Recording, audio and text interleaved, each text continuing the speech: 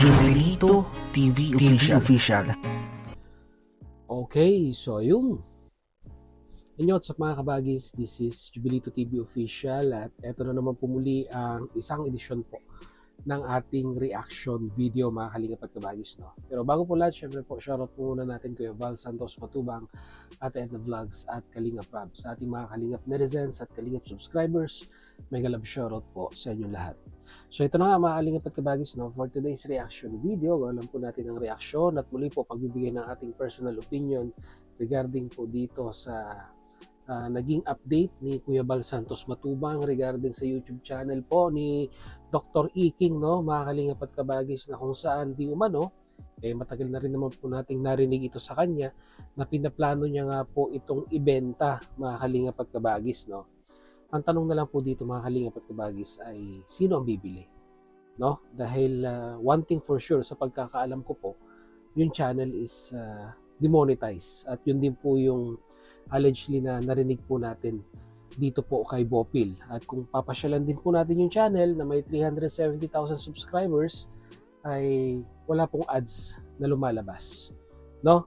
So ano kaya ang update dito mga kalingap at kabagis dahil mukhang itong si Kuya Val Santos Matubang ay may update yata regarding po dito sa channel na ibinibenta po ni Dr. Iking mga kalingap at kabagis, no? Kaya sige, makimarites tayo kay Kuya Val Santos Matubang at tingnan natin kung ano ang update niya regarding sa channel ni Dr. Iking. Narito po yun. Santos Matubang. Ayan, tayo po ay magre-reaction po at may nasilip tayo na ano ba itong background ni Kuya Val? Wala kayang kwento. Wala kayang copyright itong background ni Kuya Val. Pambihira. Ginawa na rin po natin ng isang kalingap charity vlogger na yung kanya pong channel po ibininta. Sino? Sino yung nagbenta na kalingap partners ng kanyang channel? Pinagbili po yung kanyang channel na sa mahigit 20,000 pesos. Sino ba yun? Yung bumili po ng channel, kawawa po. Kawawa.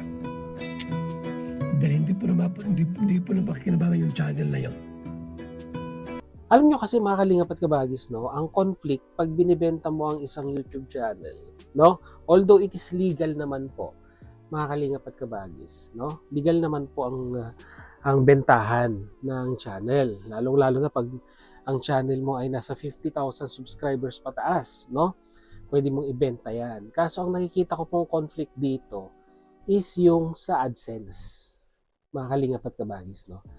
Ang channel pwedeng ibenta, pero yung sa AdSense po, no, ay mananatiling doon sa original na may-ari po nung channel. Correct me if I'm wrong na lang po mga kalingap at kabagis, no. Pero yun po yung pagkakaalam ko. So magiging hassle po talaga sa bibili ng channel kung ibebenta man, no. Dahil sabihin na natin kung magkaroon ng conflict sa AdSense, syempre po kukontakin niya yung pinagbilhan niya ng channel na yon. Dahil yung account information sa AdSense ay nakapangalan pa rin po doon sa original na may-ari, no, ng YouTube channel. Yun po yung pagkakaalam ko mga kalingap at kabagis, no. Correct me if I'm wrong na lang po. Wala na halos manunood. Siyempre po kahit sino naman, limbawa ako, binenta ko ang channel ko. Tapos makikita sa channel ko, hindi na ako. Tama. Siyempre po lalaya sila. Hindi sila manonood. Lalo na po yung content iba na. Parang ang lalabas dito kasi mga kalingap at kabagay, syempre, sinubscribe ka, no, nung mga nanonood sa'yo dahil doon sa content mo. Di po ba? Kung ang content mo ay pagre-reaction, tapos yung nakabili ay hindi naman magre-reaction, kung ano-ano lang yung i-upload niya, ay malamang sa malamang ay wala pong manonood. Di ba? Sayang yung pera. Di ba? Yung subscriber siguro nandoon, hindi mag-unsubscribe. Pero yung ika ngang mga solid na nanonood dati sa'yo, di ba?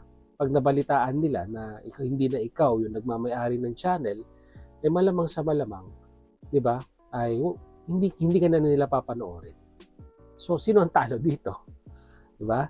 Yung pong bumili, 'di ba? Yung bumili po ng channel. Puwera na lamang po siguro mga kalingap. Hindi. Walang puwera eh. Wala akong makitang kwan eh. Wala akong makitang ibang anggulo na magiging positibo doon sa bibili. No? Puwera na lang siguro mga kalingap at kabagis, for example, Kuya Bal. Sample na lang natin si Kuya Bal. Binenta niya yung channel niya. Pero yung nakabili ng channel niya ay nagcha-charity rin. Malamang sa malamang, no?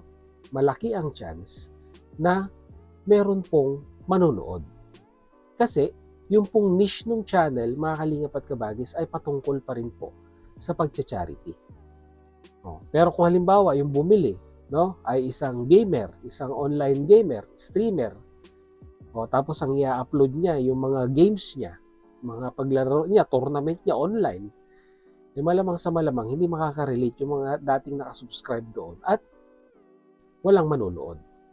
Ang mangyayari na lamang po, mga kalingap at kabagis, ay parang pinaka-belt niya na lang, title niya na lang, yung number of subscribers. Diba? Kumbaga parang magkakaroon ng interest yung mga bagong magsusubscribe dahil syempre makikita nila, for example, may git 1 million subscribers na to. So yung interest ng kwan, yung interest ng viewers, or yung magsusubscribe, mga bagong magsusubscribe, ay ika ngay maiintriga sila. Yun na lang po ang pinaka nakikita ko pong pakonsuelo kung sa mga nagbebenta man ng channel, mga kalingap at kabagis. 'Di ba? Kumbaga sabi nga po nila sa sabong, no? Naririnig ko lamang po ito, mga kalingap at kabagis, no? Yung number of subscribers mo ay paminto na lang. No? Paminto na lang sa mga bagong magsusubscribe sa iyo. Parang katibayan na ika nga ay malaki yung channel mo at marami ang nanonood sa iyo. Pero ang kabaliktaran nun, syempre, kung hindi na ikaw mismo ang nag-upload sa channel na yon, malamang sa malamang, mga kalingap at kabagis, ay mababa po ang views nun. Diba? Kasi, alam nyo mga kalingap at kabagis, balita ako dyan, no? 50,000 subscribers pataas. Ang kwentahan ng bentahan dyan, mga kalingap at kabagis, is nasa 12 to 36 times ng kinikita mo po, mga kalingap at kabagis, no? 12 to 36 times. Teka lang. Kwentahin natin, no, mga kalingap at kabagis. Yung 12 to 36 times, no, na pwede mong ibenta yung channel mo. Let's say, for example na lamang po, no, yung channel mo ay hindi naman dun kalakihan. Nasa 50,000 range subscribers pataas. Let's say, nag-average ka ng 20,000 sa isang buwan na sumasahod ka. So, i-multiply po natin sa pinakamababa, mga kalingap at kabagis, no? Sa 12. So, ibig sabihin, yung 50,000 na subscribers mo, pataas, ay pwede mo pong ibenta ng around 240,000, mga kalingap at kabagis, sa pinakamababang multiplier po, which is 12. Pwede na lamang po, syempre, mga kalingap at kabagis, depende na rin po yan sa laki ng kinikita po ng isang YouTuber sa kanyang channel. At hindi ko na rin po lubos maisip kung talagang ititake ba ng risk nung bumili na yon na isapalaran yung pera niya para makabili po ng channel. Kung tutuusin naman po, mga kalingap at kabagis, talagang puhunan talaga ang, di ba, isinasakripisyo po ng isang content creator para mapalaki po ang kanyang channel at ang kanyang community. Bibilang po ng taon yan, mga kalingap at kabagis, no? Ako nga ilan na, mag 5 years na po akong content creator dito po sa Kalingap. Pero hirap pa rin po tayong maabot yung silver play button. Although nandun na tayo, malapit-lapit na tayo, pero ito po yung critical time, ika nga, na talagang kailangan mo magdoble sipag para makuha mo po yung silver play button. At sa tingin ko po, mga kalingap at kabagis, no, sa rate ng naidadagdag na subscribers po sa atin araw-araw at monthly po, ay bibilang pa rin po tayo ng buwan, no? Swerte po tayo kung abutin pa tayo ng 6 months na makuha yung silver play button na yan. Pero sa nakikinita po nating trend ngayon, it will take siguro a year more, no? Para makuha yan, mga kalingap at kabagis, no? At depende na rin po siguro sa sipag natin sa pag-upload po, no, sa ating YouTube channel. Kaya pagpatuloy na natin, Kuya Val. Napadami yung daldal ko dun. Hindi na charity. Ibang content na po. Yung isang kasamahan natin, nagbinta ng channel, 20,000 mahigit. Ang subscriber po ay kulang-kulang 100,000. Ang nangyari po sa bumili, kawawa. Hindi ko na matandaan, pero alam ko mga kalingap at kabagis meron nga pong kalingap partners na nagbenta ng kanyang channel. Pero hindi ko na po maalala kung sino, kaya kung naalala nyo po, pakilagay na lang po, no, sa comment section. Kawawa po. Walang kinita. Dahil po yung iba nag-unsub at hindi po nanonood. Ayun po sa video ito po ating papanoorin. Channel ni Dr. Love ni Mang Iking. Gustong ibenta ng 1,000,000. Okay. Sino po ang bibili ng channel 1,000,000? Yun ang malaking katanungan, mga kalingap at kabagis, no? Sino ang malakas ang loob na bibili po ng worth 1 million sa isang channel na may 370,000 subscribers na wala po tayong nakikitang ads pag piniplay po yung video? Sino? Sino ang maglalakas loob? Ng subscriber po ay kulang-kulang 300,000 subscriber. Sino sa inyo ang bibili ng channel? Kahit ako, hindi ako bibili, Kuya Bal. Kung ganun yung estado ng channel, na sabi nga po ni Bopil ay parang na-demoni na yung channel, na-demonetize.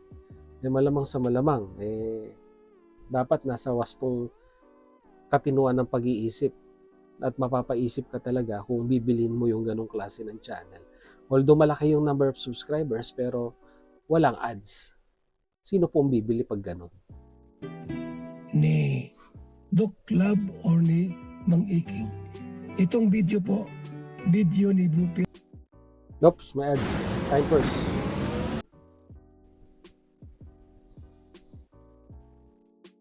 Tuloy. Nasilip ko lang. Panoorin po natin. Sige. Channel Si for Bopil sale. pala. Sino ang bibili ng isang channel na punong-puno? Puno ng ano? Hindi ko naman masasabing puno-puno ng kamalasan. Hindi naman punong-puno na sumpa. Ay ano ba? Ay, Grabe ang tao. tuloy. Yung gusto bumili. Ito.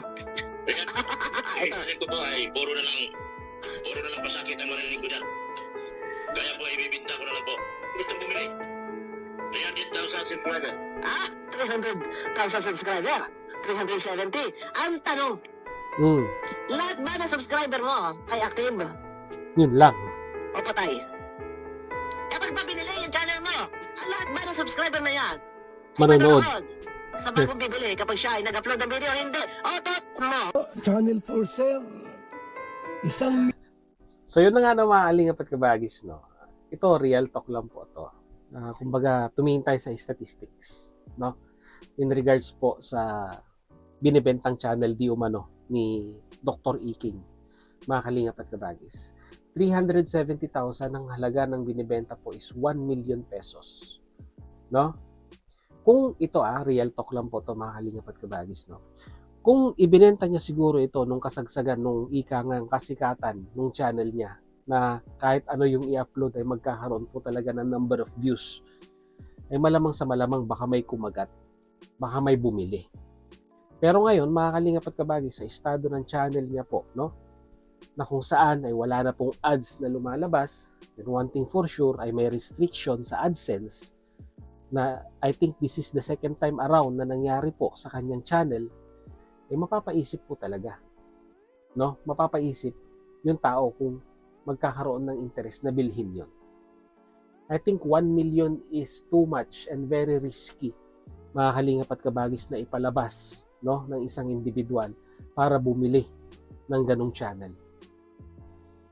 Ang tanong dito, yung investment, yung return of investment na ibinayad niya para makuha yung channel na yon, ay makukuha niya ba, no? With a span of what? 1 year, 2 years, or 3 years? Mukhang malabo po, mga kalingap at kabagis. Dahil unang-una sa lahat, no, ang mga subscribers, may dahilan po sila kung bakit po sila nag-subscribe at nanonood sa channel mo. Iisa lang po yun, mga kalingap at kabagis. Dahil nag-subscribe sila dahil naniniwala sila at sinusuportahan ka. Ngayon, tanggalin mo yung equation na yon, mga kalingap at kabagis. Sa tingin mo, may manonood pa sa channel na yon. As simple as that, mga kalingap at kabagis. Kaya yung mga ganyang pagbibenta ng channel sa alanganin, very risky. Mag-isip ng maraming beses bago mag-decide kung meron mang gustong bumili, mga kalingap at kabagis, no? So ano sa tingin ninyo? May bibili kaya? Comment nyo po sa ating comment section. So yun, muli, maraming salamat dahil sa dulo po ng ating reaction video ngayong araw na ito ay nasamahan nyo po muli si Jubilito TV Official. At muli po, nagpapaalala po ang inyong host. Sa mga hindi pa po nakasubscribe sa ating YouTube channel, subscribe nyo na po, Jubilito TV Official. At kung nagustuhan nyo po ang ating reaction video for today, mga kalingap at kabagis, ay paki-like and share na lang po. So hanggang dito na lang. Once again, this is Jubilito TV Official, proud member po ng Team Cos at ng Team Vios. As I always say, mga kalingap at kabagis, peace, God first. God bless po. Aush!